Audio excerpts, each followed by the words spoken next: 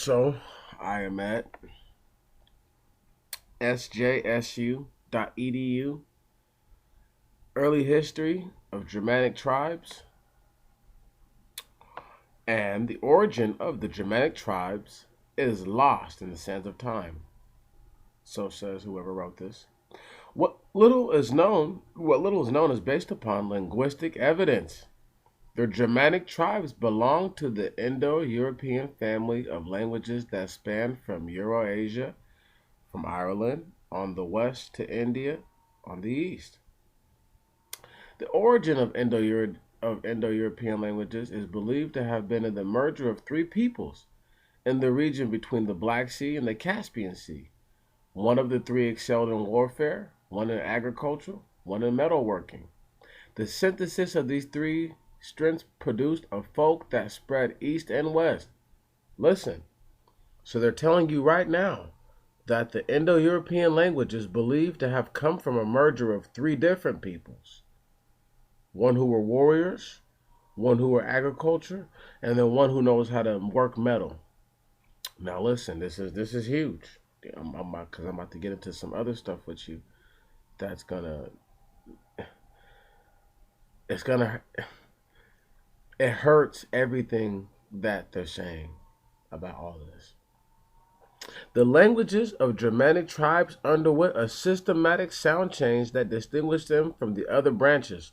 So they're already saying that Germanic tribes are Indo-European people. Keep it, pause it right there. One moment.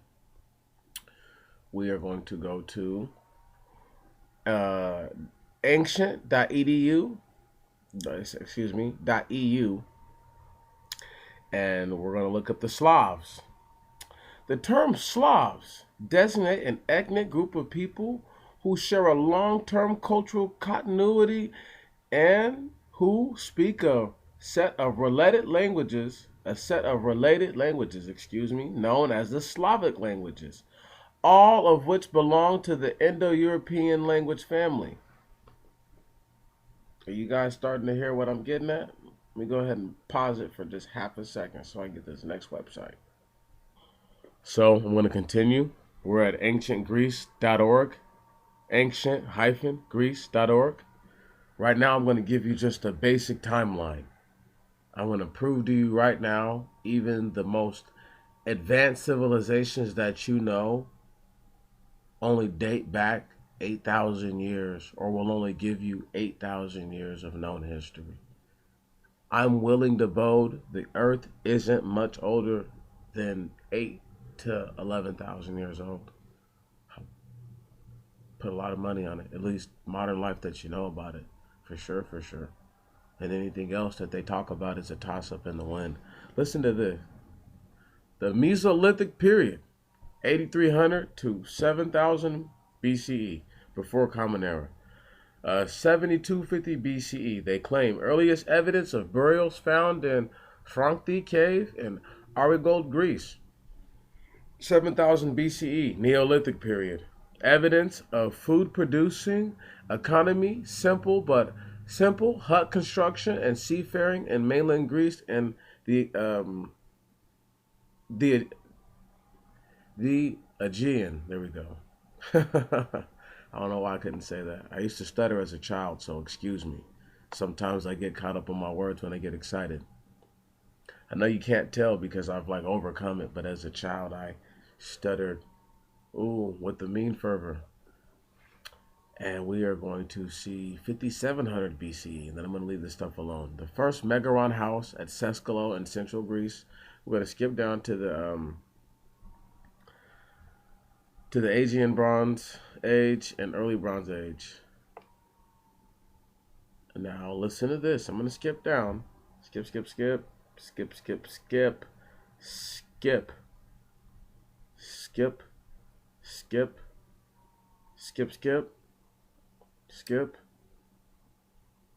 It says nothing about these people coming from the mountains. Do you understand that? I don't see it. I'm looking. Nothing.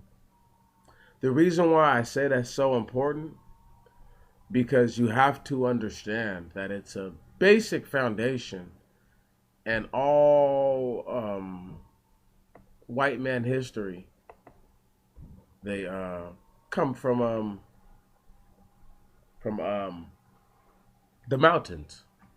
They can't. There's no other. There's no other claim anywhere else. So unless you're going to be the one to educate me in the comment section, and please do, with much facts. Once again, I give you .orgs, .edus, .coms.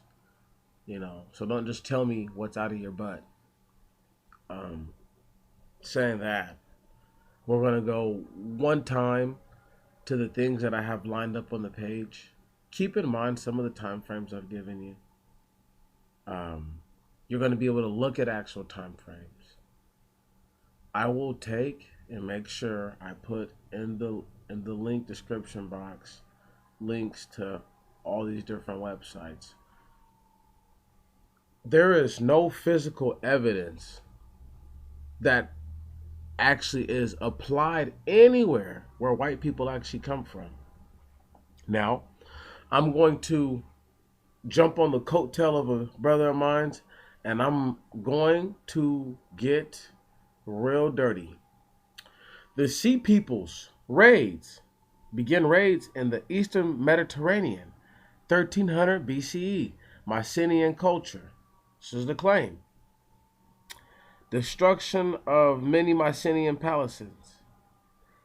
Doric invasions. Sea Peoples, 1200 to 1100. After this, you see nothing of the Sea People.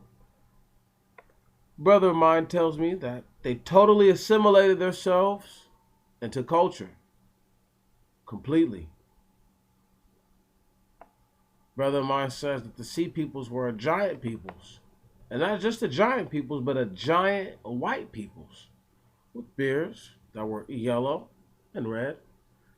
And while they seemed to have been white peoples, I will bold one thing, that I'm sure some of them were not just white people. I will bold that the Sea People even come from islands, maybe not the Solomon Islands, but islands such as the Solomon Islands that have went very unknown to the modern world for a very long time. And there are many uncharted islands out there now. That is simply my opinion, and I will leave it at that. At this point, I will go back into other time frames now. I will start with early history, and it says Greece is the major world civilization of the time. This is 400 to 300 BCE. They formed the city-state, which were linked by language and culture. So the city-state is a culture and language place. Now, I want y'all to understand this. Before there was ever a Grecian Empire, way before, there were African civilizations, which are Hamitic people. There were Edomite civilizations and Assyrian civilizations, which are Semitic and Hamido-Shemitic people. There were the Babylonian,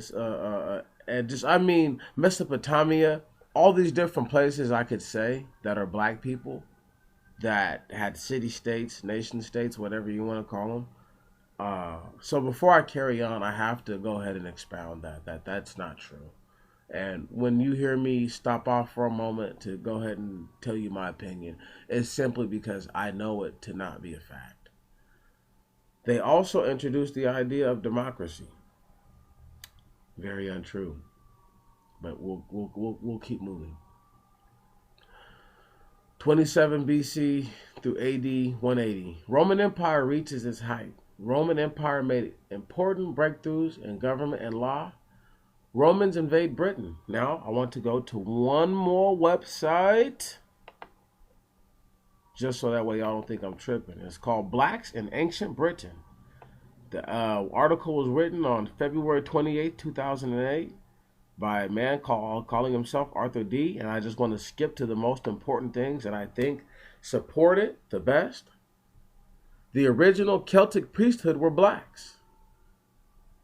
The white Druids had nothing to do with the construction of Stonehenge since it predated their emergence by several centuries.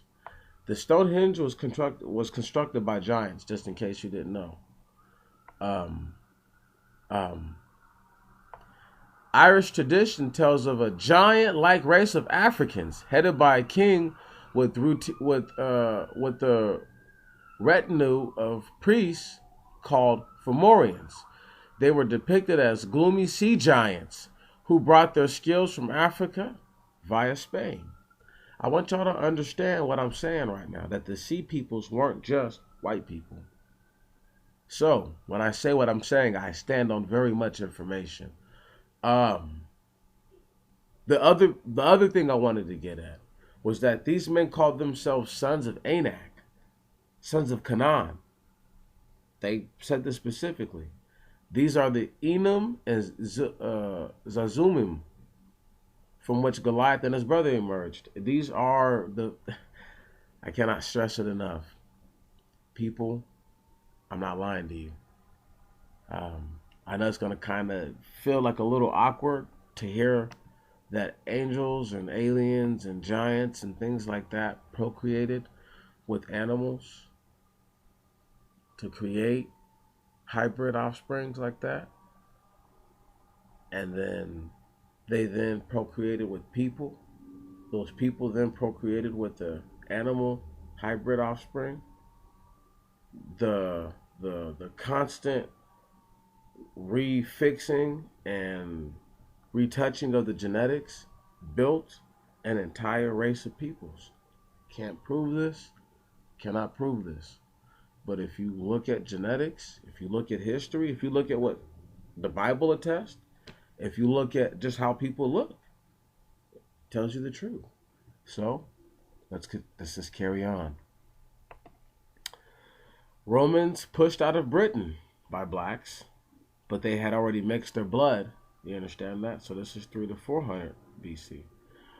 400 BC, in the 400s, right, or 400. Roman Empire falls to Germanic forces in the 400s. Common Era, I want to say.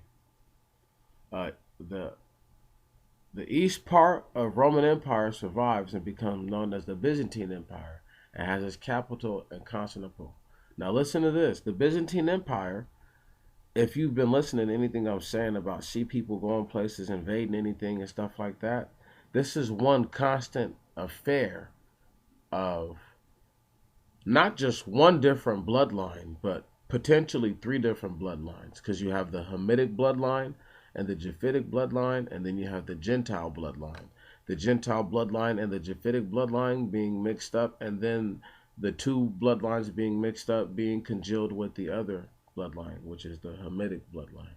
So you have this Gentilic, Japhetic, Hamitic, or whatever the predominant combination is of a person who is now in this empire.